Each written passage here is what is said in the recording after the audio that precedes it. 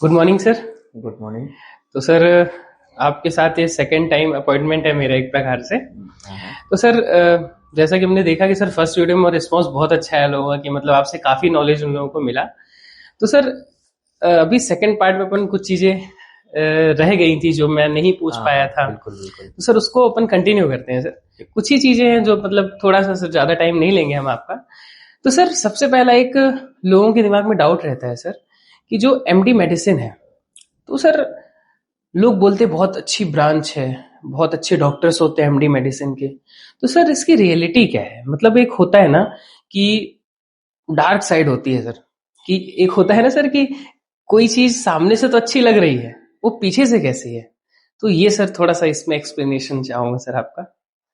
बात बिल्कुल सही है। एमडी मेडिसिन अच्छी ब्रांच है, अच्छी नहीं बहुत अच्छी ब्रांच है। जी एमडी सर। मेडिसिन का मतलब होता है कि जनरल फिजिशियन, जी है ना, सर। प्राइमरी इंटरवेंशन करने वाला, प्राइमरी इंटरवेंसिस्ट जो होता है वो जनरल मेडिसिन होता है। जी सर। तो इसका डार्क साइड ये है कि अमूमन हम लोग ये देखते हैं कि आप एज अ डॉक्टर आप जब भी देखते हो एमडी मेडिसिन या फिर जैसे मैं फैमिली मेडिसिन हूँ, आप जब भी देखते हो जी तो सर। आप उसको एक कंप्लीट पैकेज के रूप में देखते हो। जी ठीक सर। है, वो 3 साल का जो उसका लाइफ का स्ट्रगल है ड्यूरिंग पीजी वो आप नहीं देख रहे होते। फिर आप देख भी रहे होते हो तो आप टुकड़ों में देख रहे होते हो। टुकड़ों में इन द सेंस कि फर्स्ट ईयर में देख रहे होते हो। जी सर। एक बंदा है फर्स्ट ईयर में, वो सिर्फ उसके गिने चुने 3-4 काम है। पेशेंट को शिफ्ट कराना है, कभी पेशेंट को इमरजेंसी से आईसीयू में शिफ्ट कराना है, ठीक है, कभी पेशेंट का रेफरल बनाना है, कंसल्टेंट या फिर एसआर के जो भी थर्ड ईयर या सेकंड ईयर थर्ड ईयर होता है ना, उसके ऑर्डर पे। या तो उसको फाइल भरता हुआ आपने देखा होगा, वो फाइल भरता रहता है, जूझता रहता है फाइल से, और वार्ड में वाइटल्स लेता है। जी सर। और काफी हद तक 70% काम जो वहाँ पैरामेडिकल नर्सिंग स्टाफ का वो कर रहा होता है वो।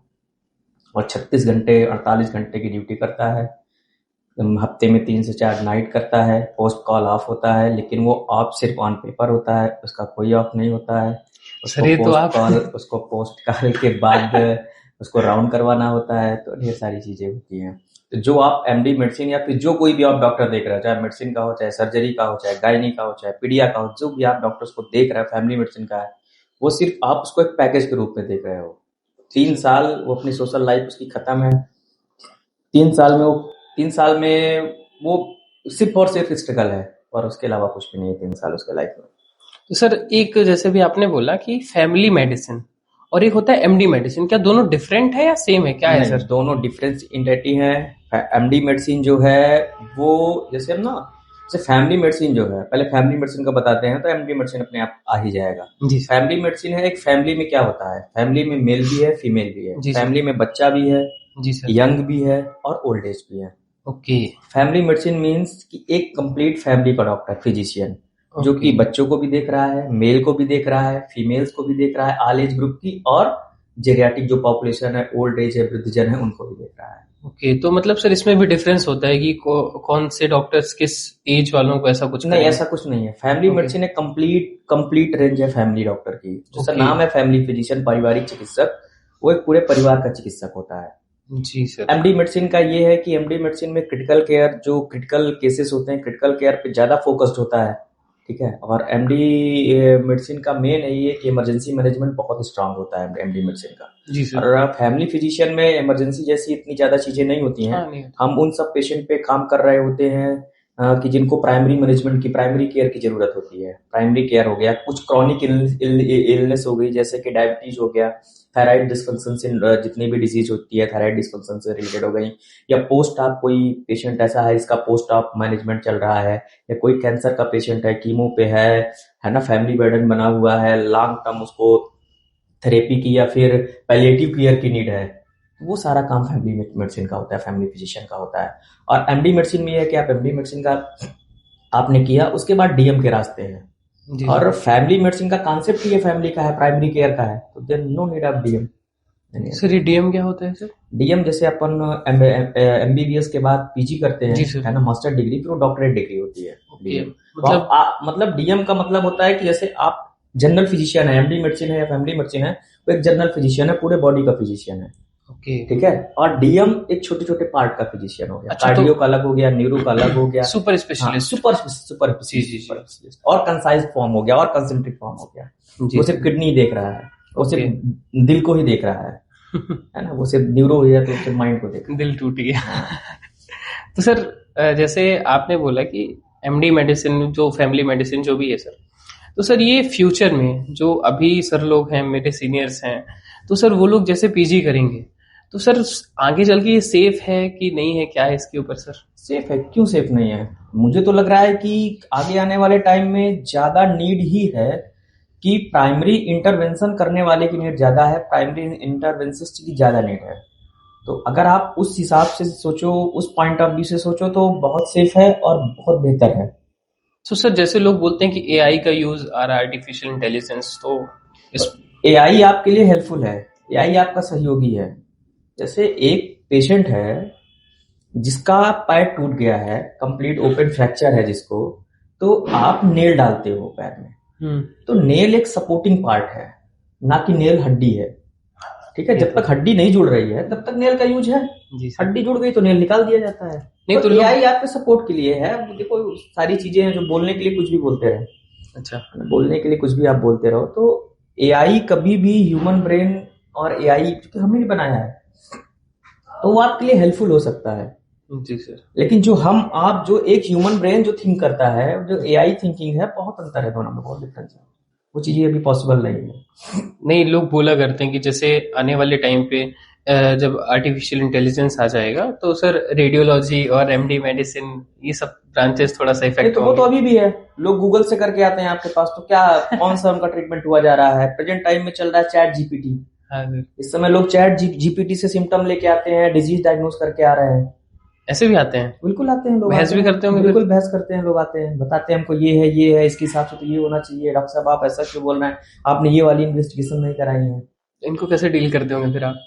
इनको बस सुना जाता है और समझाना तो मुश्किल होता है क्योंकि वो ऑलरेडी पढ़ के आ रहा है, देख के आ रहा है।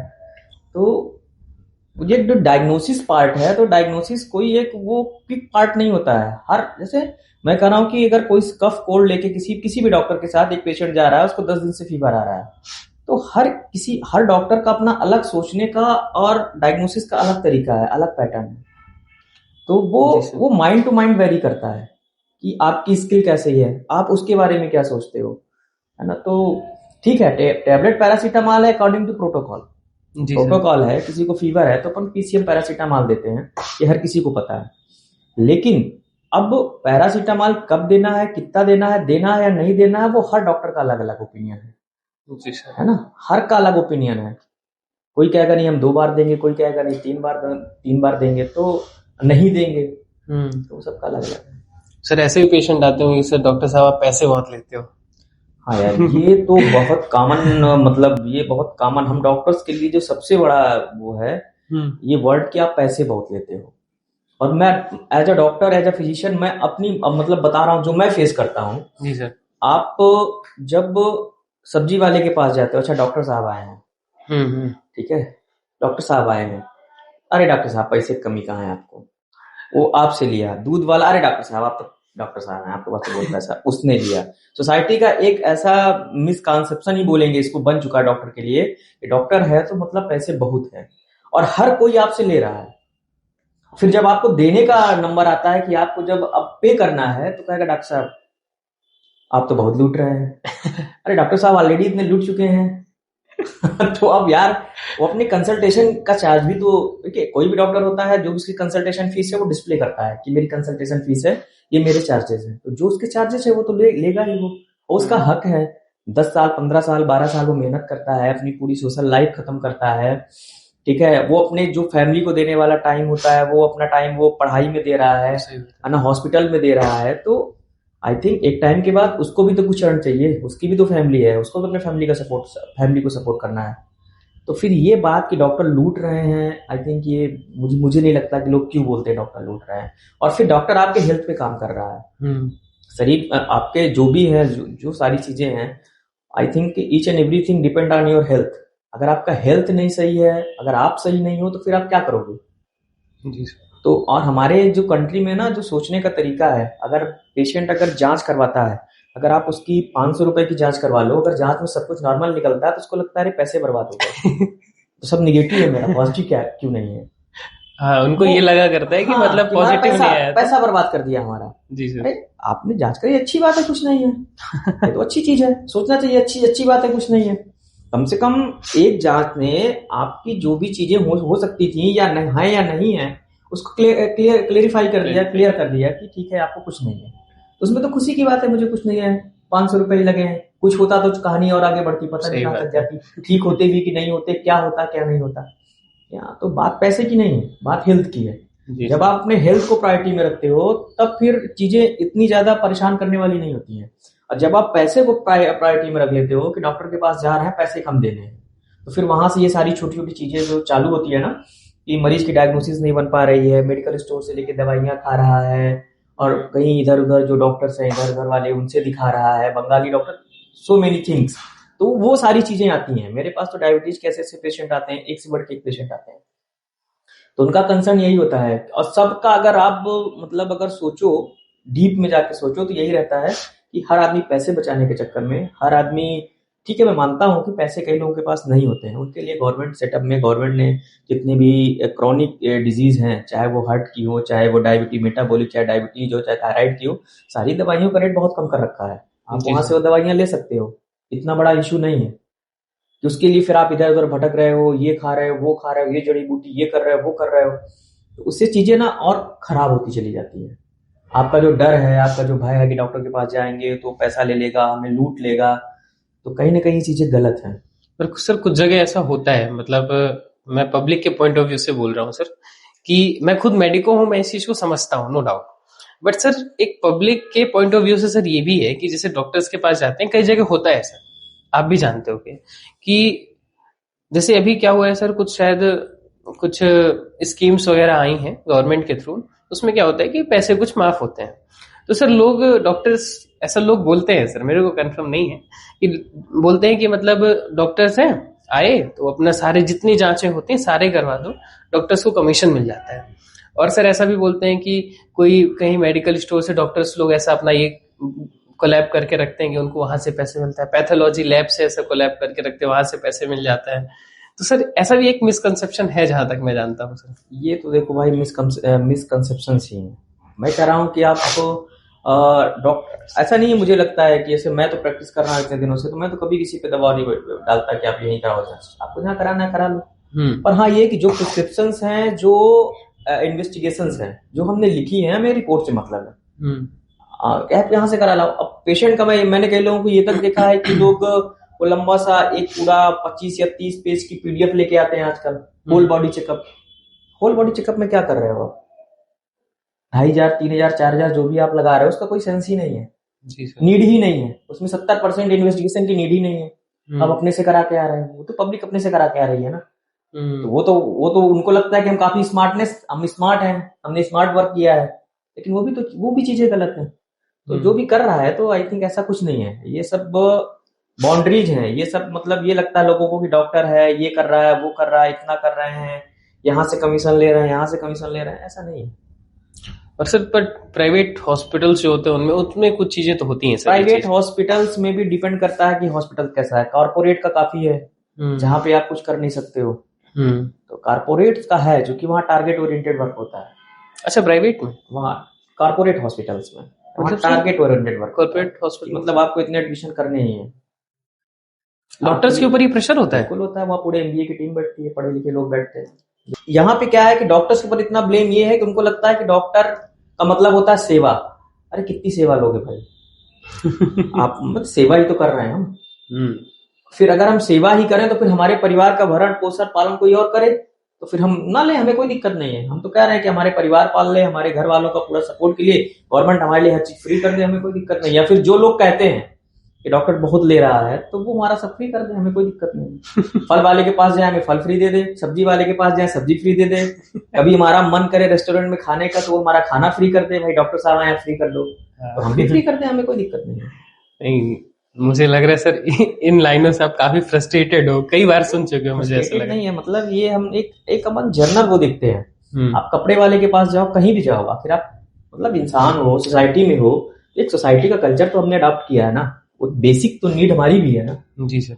और उस बेसिक नीड के लिए हम अदर जो बाकी लोग हैं, हम ज्यादा पे कर रहे हैं। हमें ये बोल के हमसे ज्यादा लिया जाता है। अगर हमारे घर में अगर एक कोई छोटी सी बात है, टीवी अगर खराब हो गई है तो टीवी बनाने वाला है डॉक्टर साहब है, इनसे तो लिया जा सकता है। अगर नॉर्मल केस में 200 ले रहा है तो हमसे 500 लेने की उम्मीद रखेगा वो, क्योंकि डॉक्टर साहब है। हर जगह होता है ये, लोगों की मेंटेलिटी है। डॉक्टर है तो उसके पास बहुत, अरे उसके पास है कहाँ बहुत, मिल कहाँ से रहा है उसको, सब ले तो रहे हो, दे कहाँ से रहे उसको। आप फीस देना होता है तब दिक्कत है आपको। और प्रिस्क्रिप्शन लिखने के बाद मेडिकल स्टोर के पास आप जाते हो, आप मेडिकल से दवाई लेते हो। हाँ। उसमें हमारा क्या रोल है?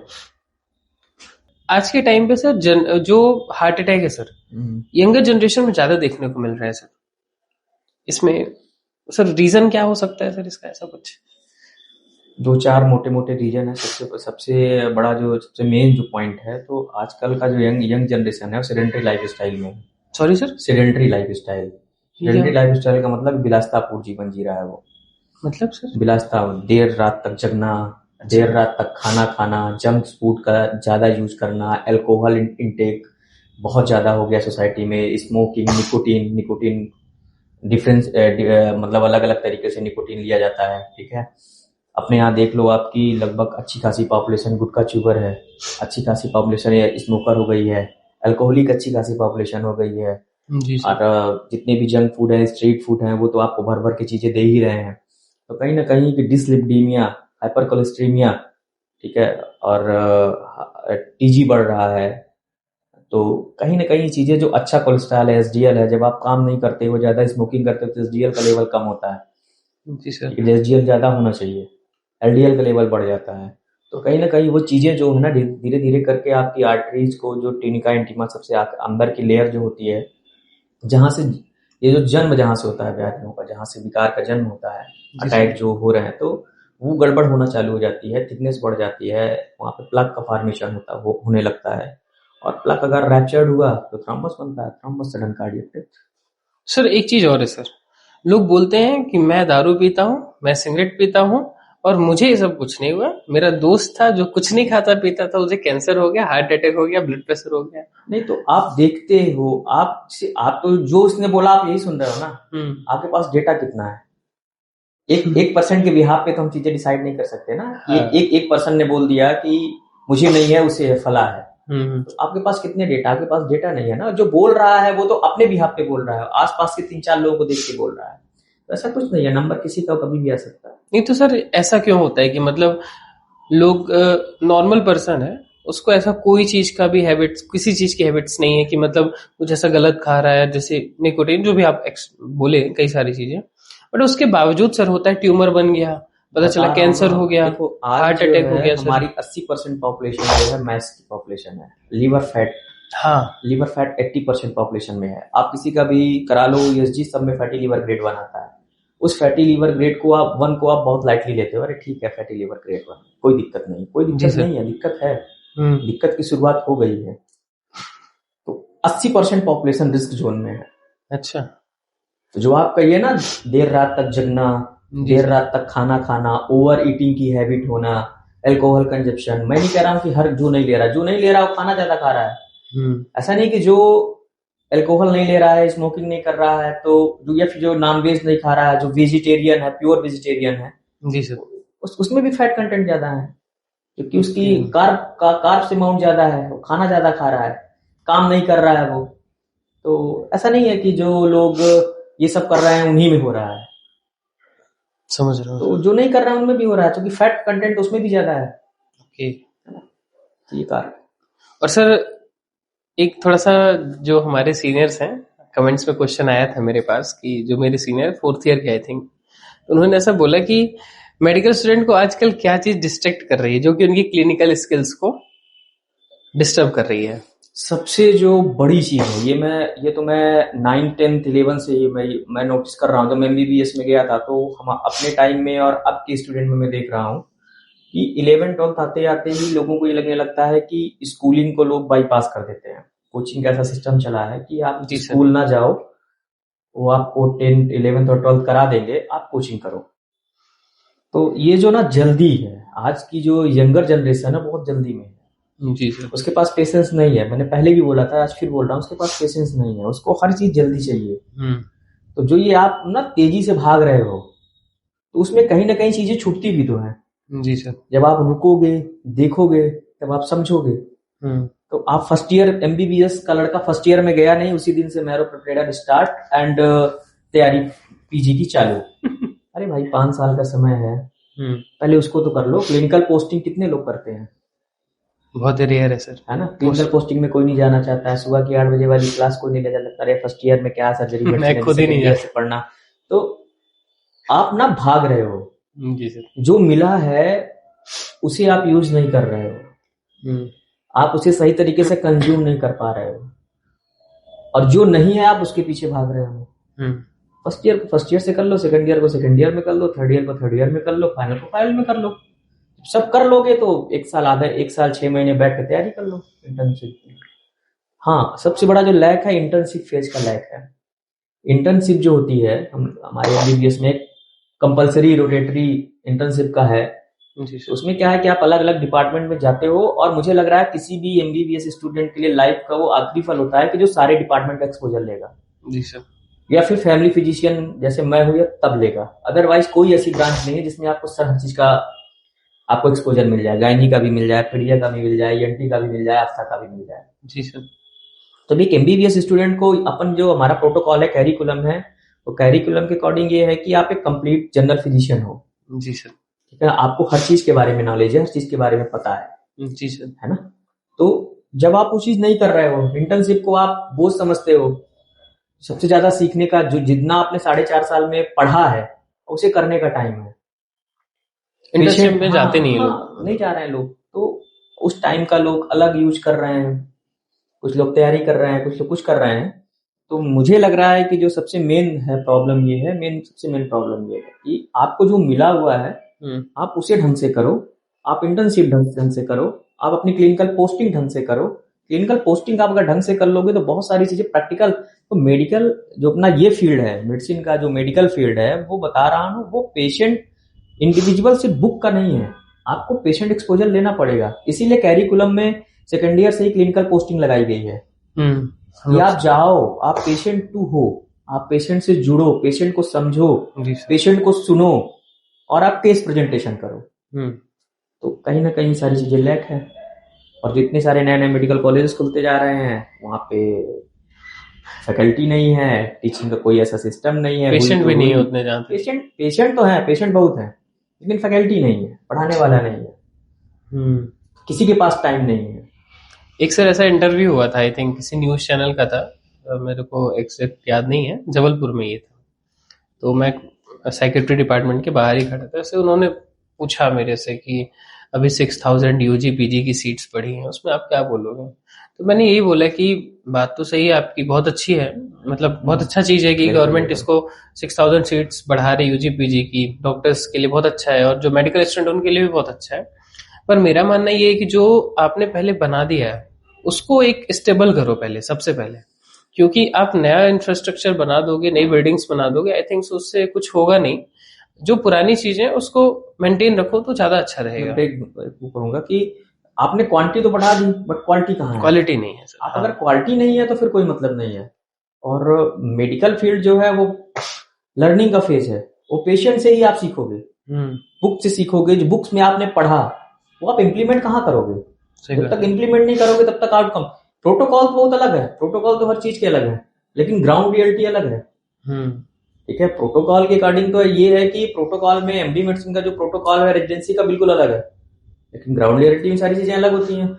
आदमी कुछ और कर रहा होता है, प्रोटोकॉल कहाँ चलता है?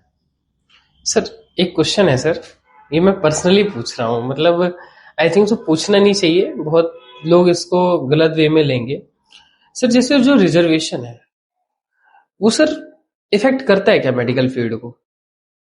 मुझे तो नहीं लगता ऐसा, मुझे नहीं लगता है कि इससे कोई इफेक्ट आता है।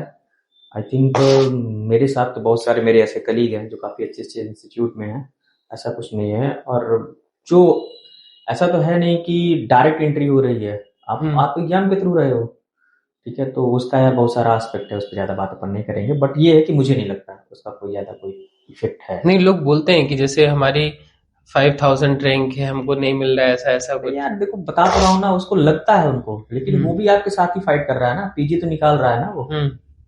फाइट तो आपके बराबर में कर रहा है ना वो। ठीक है, उसकी जो उसको जो मतलब गवर्नमेंट का जो भी मोटिव है, जो भी है, तो गवर्नमेंट जानेगी।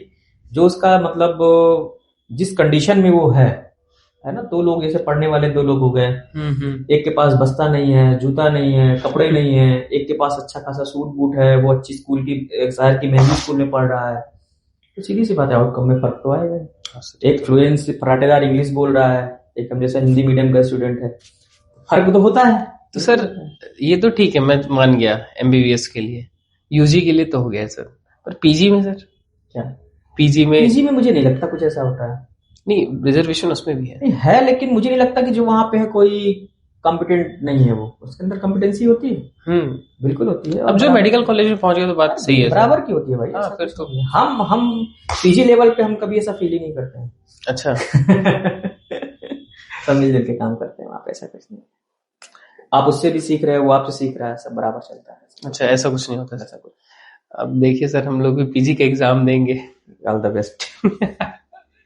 एक तो सर पीजी का नाम सुन करके लगता है कि पढ़ाई चालू कर देनी चाहिए, मतलब इतना हार्ड लगता है। बंद क्यों कर रहे हो? नहीं मतलब एक फ्लो वाला की बढ़िया से फ्लो से पढ़ते रहो और डेली पढ़ो। डेली पर डे कम से कम 1 घंटे 2 घंटे पढ़ने की हैबिट होनी चाहिए। अगर आप डॉक्टर हो जी सर, तो आपकी हैबिट होनी चाहिए, आपको एटलीस्ट 2 आवर तो पढ़ना ही पढ़ना है, मिनिमम 1 आवर पढ़ना, कुछ ना कुछ पढ़ना ही है, सोने से पहले पढ़ना ही है। नहीं, हम लोग मेडिकल स्टूडेंट्स का जहां तक मैं देखा हूँ सर, साल भर नहीं पढ़ेंगे, जहां एग्जाम आया सर, मैं अपनी ही बात कर रहा हूँ सर, जहां एग्जाम आया, मैं बोलने को कुछ भी बोल रहा हूँ, लेकिन करता है कोई भी। जहां एग्जाम आया सर। हाँ, ये है कि मैं घंटे, आधे घंटे, 15 मिनट, 20 मिनट, मुझे जहां से मौका मिलता है मैं पर डे पढ़ता हूँ। अच्छा, मतलब पर डे सर थोड़ा थोड़ा करते रहो तो 10 मिनट ही पढ़ूंगा, पढ़ता जरूर। सर एक केस आया था, मुझे लगता है सर, मैं सर के साथ गया हुआ था, तो उन्होंने मैं ऐसा बताया कि मतलब मैं ऐसा एकदम से मेरे को याद आ गया बात करते करते। सर ऐसा भी कुछ होता है क्या कि जैसे मान लीजिए अपने हाथ में दर्द है, तो ओरिजिनलिटी में हाथ का दर्द वो हाथ के कारण नहीं है, मतलब हाथ में जो प्रॉब्लम्स है उसके कारण नहीं है, जैसे सर लोग बोला करते हैं कि ऐसा कैसे सर? मतलब सर कन्वर्जेंस रिएक्शन बोलते हैं इसको जी, है ना, ये साइकेट्री का है टर्म है। ओके, तो वो दिमाग आपका सोचता है, आपका दिमाग जनरेट करता है वो पेन। अच्छा, एक ये होता है, एक रेफर्ड पेन होता है। जैसे आपको अगर अटैक आने वाला है या फिर आपको एंजाइना है, तो उसका रेफर्ड पेन, चेस्ट में पेन, रेफर्ड पेन आपके लेफ्ट हैंड में जाता है, आर्म फोर आर्म में रेडिएट होकर जाता है, ओके, नमनेस होती है। ठीक है, जा में पेन जाता है, और रेफर्ड पेन है। लीवर में दिक्कत है तो राइट शोल्डर में पेन जाएगा। मतलब हार्ट अटैक के पहले ये सब चीजें होगी? हाँ बिल्कुल होता है, ये रेफर्ड पेन है, इसको रेफर्ड पेन बोलते हैं, तो वो होता है। और सर एक साइकेट्री वाला आपने अभी एक वर्ड कन्वर्जन में वो एक अलग चीज है, उसमें ये होता है कि दिमाग आपकी चीजें जनरेट कर रहा होता है। आप बहुत सोचते हो कि मेरे इस हाथ में दर्द है, दर्द है, दर्द है, एक टाइम के बाद हाथ में दर्द स्टार्ट हो जाता है। अच्छा, मतलब तो सर ऐसा भी और भी कुछ बॉडी पार्ट से आपने बता दिया, हार्ट का लेफ्ट हैंड से ऐसा रिलेशन, लीवर का इधर जाता है, आपके राइट शोल्डर में जाता है। ओके, एलबीए का पेन नीचे रेडिएट होता है। तो सर एक लास्ट क्वेश्चन है सर मेरा, सर ये एमडी मेडिसिन के बाद जो अपने पीजी डिग्री कर ली, इसके बाद सर क्या फ्यूचर है सर? क्लिनिक अपनी डाल दो या प्रोफेसर बन जाओ, और भी बहुत सारी चीजें होती हैं सर। हाँ, इसमें सर एमडी मेडिसिन के बाद 3-4 मोटी मोटी चीजें हैं, ऑप्शंस होते हैं। या तो आप खुद का सेटअप या क्लिनिक शुरू करो, और दूसरी चीज ये है कि आप किसी कॉर्पोरेट हॉस्पिटल में काम करो। तीसरी चीज होती है कि गवर्नमेंट हॉस्पिटल, डिस्ट्रिक्ट हॉस्पिटल हो गया, सीसी, यहाँ पे काम करो, या तो आप मेडिकल कॉलेज में चले जाओ। जी सर, ये 4-5 ऑप्शन होते हैं। यही एमडी मेडिसिन के साथ होता है। और जैसे मैं फैमिली फिजिशियन हूँ, फैमिली मेडिसिन, तो फैमिली मेडिसिन में यही है। अभी तो मेडिकल कॉलेज में गवर्नमेंट का चल रहा है, एनएमसी ने कंपलसरी किया है कि हर गवर्नमेंट मेडिकल कॉलेज में एक फैमिली मेडिसिन डिपार्टमेंट बने। उसकी नीड भी है। रीजन ये है कि जो हमारे टर्सरी केयर पे अननेसेसरी बर्डन बढ़ रहा है, पेशेंट लोड बढ़ रहा है, अननेसेसरी पेशेंट लोड बढ़ रहा है। जैसे कोई सीजनल डिजीज हुई, जैसे कफ कोल्ड, कॉमन कोल्ड का टाइम है ना, सीजन आया, सीजन होता है, डेंगू का सीजन आया है ना, मिड समर जब ये स्टार्ट होता है तो डेंगू का सीजन आता है, ना ज्यादा ठंडी ना ज्यादा गर्म, है ना। तो उस एटमॉस्फेयर में मच्छर की ग्रोथ बढ़िया होती है, तो उस समय मलेरिया बढ़ता है, डेंगू बढ़ता है, और बरसात के टाइम पे डायरिया स्टार्ट हो जाता है। तो वो अननेसेसरी जो लोड होता है वो टर्सरी सेंटर पे बढ़ता है, पेशेंट भाग भाग के वहां जा रहा है। तो स्क्रीनिंग जरूरी है। कौन सा पेशेंट कहाँ जाए, ये स्क्रीनिंग बहुत जरूरी है। जी सर। और ये बेहतर स्क्रीनिंग फैमिली मेडिसिन वाला बेहतर तरीके से कर सकता है, क्योंकि फैमिली फिजिशियन है। जी सर। वो पीडिया भी देख रहा है, वो गायनी भी देख रहा है, वो एडल्ट भी देख रहा है, वो जेरियाट्रिक भी देख रहा है। हाँ सर, बहुत लोग को ये होता है कि हाथ दर्द हुआ तो डायरेक्ट ऑर्थो के पास पहुंच हाँ, गए, सीधे ऑर्थो के पास। पेट में दर्द हुआ, 2 बार 3 बार पेट में दर्द हुआ, एक बार गया मेडिकल स्टोर से गैस की गोली लिया, दोबारा फिर दर्द हुआ तो 15 दिन हो गया, 10 दिन हो गया, चलो अब गैस्ट्रो के पास जाते हैं सीधे। मेडिकल कॉलेज पहुंचा, गैस्ट्रो का पर्चा कटा लिया। हाँ जी। वहां गया तो कुछ नहीं, एसिड पेप्टिक डिजीज थी। ओके। डॉक्टर साहब ने समझाया ये करो, 2 दवाएं लिखी, ठीक हो गया। तो वो कहीं ना कहीं उस एक अननेसेसरी पेशेंट की वजह से, जिसको मतलब उसको तो एमडी मेडिसिन या फिर फैमिली मेडिसिन या तो फिर वो एक अलग लेवल पे, प्राइमरी लेवल पे वो ट्रीट हो सकता था, लेकिन उसने एक भीड़ बढ़ाया, एक टाइम लिया उसने। उस टाइम में किसी नीडी की, हो सकता है जो लीवर सिरोसिस का पेशेंट हो, जिसको ज्यादा टाइम की रिक्वायरमेंट हो, वो ज्यादा नीडी है, मस्ट नीडी है देन एसिड पेप्टिक डिजीज।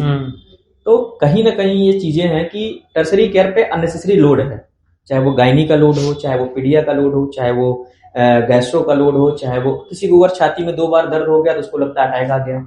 जी सर। तो जो प्राइमरी फिजिशियन को ना दिखा के वो सीधे डीएम कार्डियक के पास पहुंच गया। समझ रहा हूँ। ईसीजी में कुछ नहीं था, फिर क्या देंगे, डॉक्टर ने पैसे ले लिया तो आप सही रास्ते से जा ही नहीं रहे हो। जी जी। तो और कहीं ना कहीं एक लैक है, मिसिंग है। जो प्राइमरी इंटरवेंशन करने वाला है, प्राइमरी इंटरवेंसिस्ट है, वो कहीं ना कहीं हमारी सोसाइटी से, हमारे इस जो सिस्टम है, हमारा मेडिकल सिस्टम है, वहां से बाईपास होता जा रहा है। जो एमडी मेडिसिन कर लिया उसको लगता है यार एमडी मेडिसिन में क्या है, डीएम नहीं करो तो लोग वैल्यू नहीं देंगे। एक सोशल स्टिग्मा भी है, तो उसकी वजह से वो डीएम के लिए भाग रहा है। वो खुद अपने आप को सोच रहा है यार मैं क्या हूं।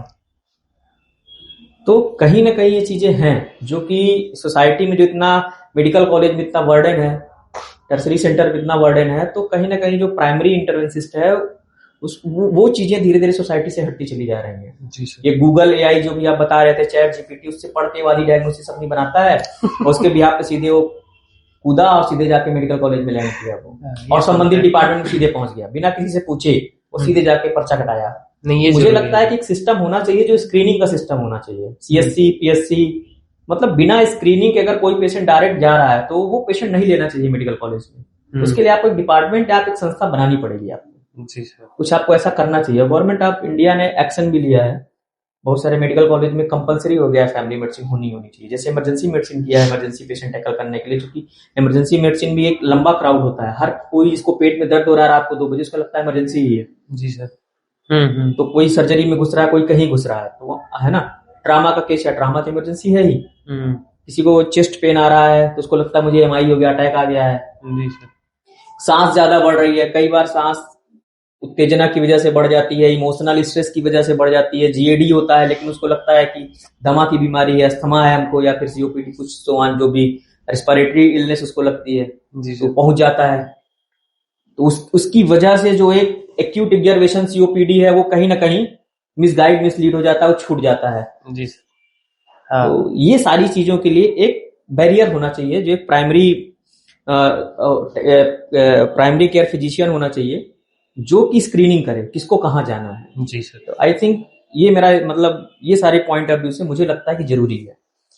ठीक है सर। प्राइमरी इंटरवेंशन जरूरी है, चाहे एमडी मेडिसिन हो, चाहे फैमिली फिजिशियन। ठीक है सर, थैंक यू।